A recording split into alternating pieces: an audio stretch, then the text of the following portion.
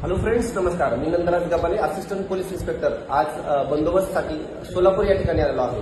आणि सोलापूरला जेव्हा मी पाठीमागे बंदोबस्त आलतो त्यावेळेस माझ्यासोबत इथं रेस्ट हाऊस असलेले काटकर सर भेटले होते, ज्यांना पॅरालिसिसचा प्रॉब्लेम होता.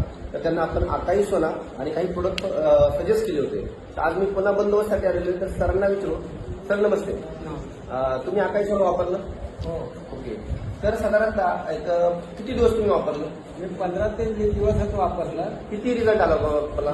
मला एक 10 ते 15% रिझल्ट आलाय. ओके. पण त्या आयुर्वेदिकच्या औषध मुतखड्याचं औषध घेण्यामुळं त्याला दाखवल्यानंतर मग त्याने असं म्हणलं की गोळ्या खाऊ नका, इफेक्ट वाढाल म्हणून त्यानंतर ते बंद केलं मी.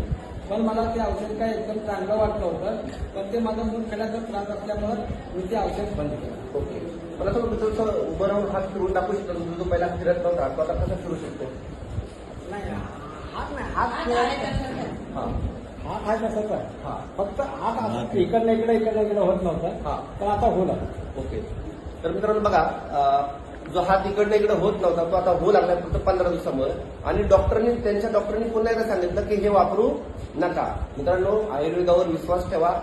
डॉक्टरांच्या सल्ल्यापेक्षा स्वतःच प्रत्येक गोष्टीला माहिती असेल की आयुर्वेदाशिवाय जगात पर्याय नाही. सनेज आयुर्वेदामध्ये जबरदस्त क्रांती करते. प्रत्येक